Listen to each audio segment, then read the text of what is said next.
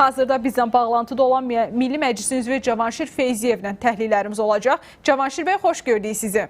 Hoş gördük. Cavanşir bəy, ilk olaraq istəyirəm ki, elə seçki ərəfəsində gələn bu saxtalaşdırma, qanunsuz maliyyələşdirmə cəhdləri ilə bağlı rəsmilərin iddialarını, xəbərdarlıqlarını təhlil eləyək. Həm Ermənistan daxilindəki bu qanunsuz maliyyələşdirmə məsələsini, həm də xaricdən gələ biləcək ermənilərlə bağlı xəbərdarlıq edildi. Rusiyanın 10 min ermənini vətənə gətirə biləcəkləri iddiaları yayımlanır indi Ermənistan mətbuatında. Nə düşünürsünüz? Bu qanunsuz maliyyələşdirmə, seçkiyə müdaxilə cəhdləri, bu xəbərdarlıqlarla qarşısı alına biləcək proseslərdirmi? Bu cəhdlər seçkilərdə mütləq olacaq, çünki bu ilki seçkilər Ermənistan tarixinin ən gərgin seçkiləridir. Ermənistanın hal-hazırda gəlib çatdığı durum ondan ibarətdir ki, həm ölkə daxilində siyasi konsensus yoxdur və siyasi rəqabət öz pik həddinə çatıb. Digər tərəfdən xaricdən müdaxilələr də qaçılmazdır. Bu həm Rusiya tərəfdən, həm Avropa tərəfdən, həm erməni diasporu, xaricdə şəbəkələnmiş erməni diasporu tərəfindən Ermənistandakı seçkilərə müdaxilə etmək cəhdləri var və bunlar açıq-aşkar fəaliyyət göstərirlər. Bir ay öncə xatırlayırsınızsa Paşinyanla Putinin görüşü zamanı Putinin açıq-aşkar öz vətəndaşlarını, yəni Rusiya vətəndaşlarının seçkilərdə iştirakını təmin etmək haqqında Paşinyana verdiyi tövsiyə elə ondan xəbər verir ki, Rusiya siyasi dairələri də Ermənistandakı seçkilərə hazırlaşırlar. Heç də Ermənistandakı siyasi partiyalardan az hazırlaşmırlar.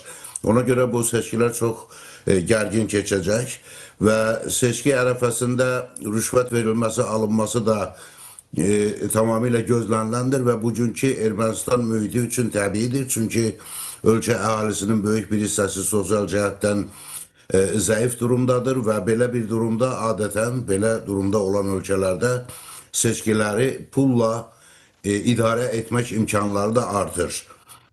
Saxtalaşdırmağa gəlincə əslində Avropa Monitoring missiyasının Ermənistanda iştirak etməsi və bütün dünyanın bu seçkilərə əslində maraq göstərməsi saxtalaşdırmanı biraz çətinləşdirir. Amma saxtalaşdırma daha çox düşünürəm ki, xaricdə təşkil olunacaq seçki məntəqələrində baş verə bilər.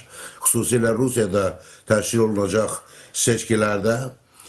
Sizin də bayaq qeyd etdiyiniz kimi Rusiyada maraqlı dairələr Ermənistan vətəndaşı və həm də Rusiya vətəndaşı olan şəxslərdən Ermənistanda keçirilən seçkilərə təsir göstərmək üçün istifadə edə bilərlər.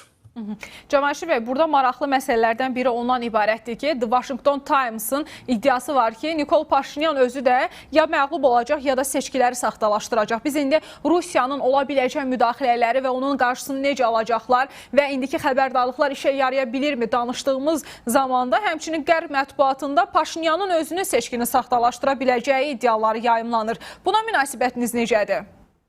Yəni, belə bir iddianın yayımlanması ondan irəli gəlir ki, onlar inanırlar ki, Paşinyan qalib gələcək.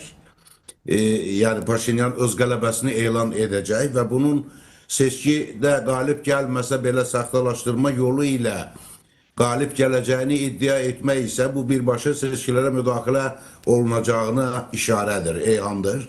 Və bu müdaxilə hardan ola bilər? Şübhəsiz ki, Avropa İttifaqı maraqlıdır ki, Paşinyan hakimiyyətdə qalsın və Ermənistanda bugün Avropa ilə yaxınlaşma siyasəti davam etdirilsin və xüsusilə Ermənistandan Rusiyaya qarşı istifadə etmək maraqları var Avropada və ona görə belə bir saxtalaşdırma olarsa belə, bu Ermənistan siyasi hakimiyyəti ilə Avropa İttifaqının birgə əməliyyatı olacaq.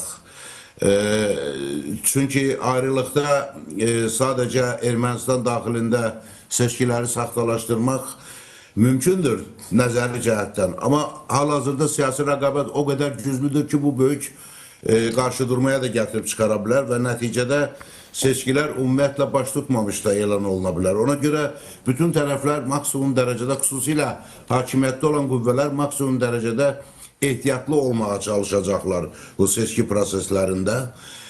Amma bütün bunlara baxmayaraq müdaxilə imkanları, xarici qüvvələrin müdaxilə imkanları həddindən artıq çoxdur.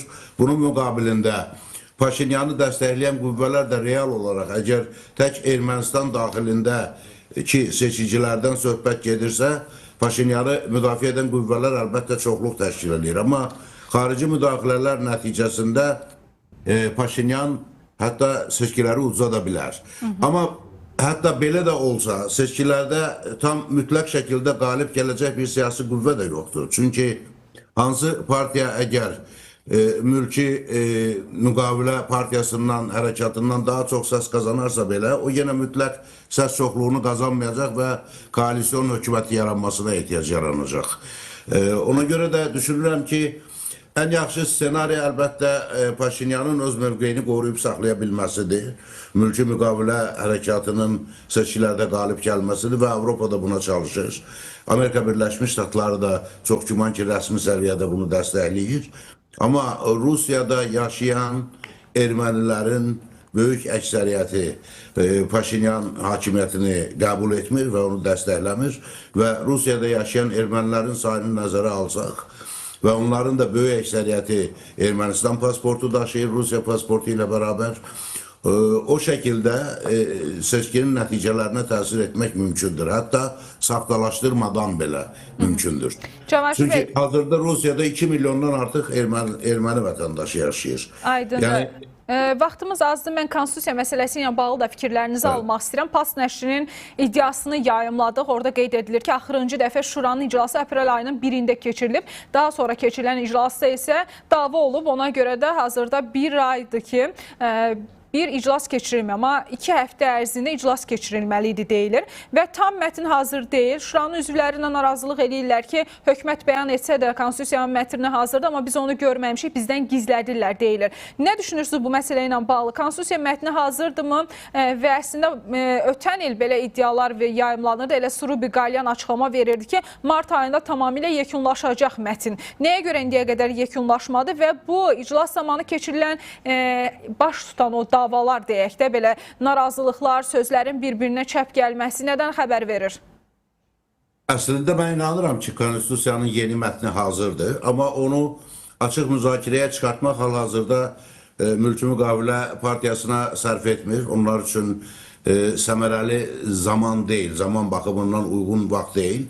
Çünki onsuz da seçki ərəfəsində münasibətlər çox gərgindir, rəqabət ən gərgin mərhələyə qədəm qoyub və belə bir vaxtda konstitusiya mətni üzərində mübahisələr, gərgin qarşıdurmalar seçkiləri biraz da mürəkkəbləşdirə bilər. Və ona görə də əslində siyasi hakimiyyət doğru addım atır ki, konstitusiya mətninin müzakirəsini indiki zamanda ertələyib seçkilərdən sonraya saxlamaq istəyir. Və onsuz da konstitusiya mətni nə vaxt hazır olmasını bunu belə tələb edə bilməzlər oponentlər. Çünki konstitusiya mətni seçkilərdən sonra müzakirəyə də çıxarıla bilər və çıxarılmaya da bilər. Yəni burada bir belə dəqiq reglament yoxdur ki, konstitusiya mətni hazırdırsa mütləq çıxmalıdır bugün müzakirəyə. Siyasi hakimiyyətdə olan qüvvə öz təklifini, konstitusiyanın yeni mətni ilə bağlı təklifini istənilən ayda, istənilən gündə, ilin istənilən vaxtında müzakirəyə təqdim edə bilər. Onun dəqiq belə bir reglamenti yoxdur ki, hansısa ayın hansısa günündə, hansısa həftədə çıxarılmalıdır müzakirəyə. Ona görə bu da digər iddialar kimi hal-hazırda siyasi hakimiyyətdə olan qüvvələri qaralamaq üçün, onları nüfuzdan salmaq üçün irəli sürülən iddialardır. Əslində konstitusiya mətni bugün Ermənistanda çox az adamı maraqlandırır. Maraqlar daha çox seçkinin üzərində cəmləşib. Ona görə düşünürəm ki, mətn hazırdır, amma o indi heç bir halda seçkiyə qədər bir daha müzakirə olunmayacaq. Heç həmin şuranın toplantısı da olmayacaq. Yalnız seçkilərdən sonra bu məsələyə qayıdılacaq və onda artıq biz gərginliyin yeni mərhələsinin şahidi olacaq. Çox sağ olun Cavanşir bəy, təşəkkür edirik. Önəmli təhlilləriniz üçün minnətdarıq.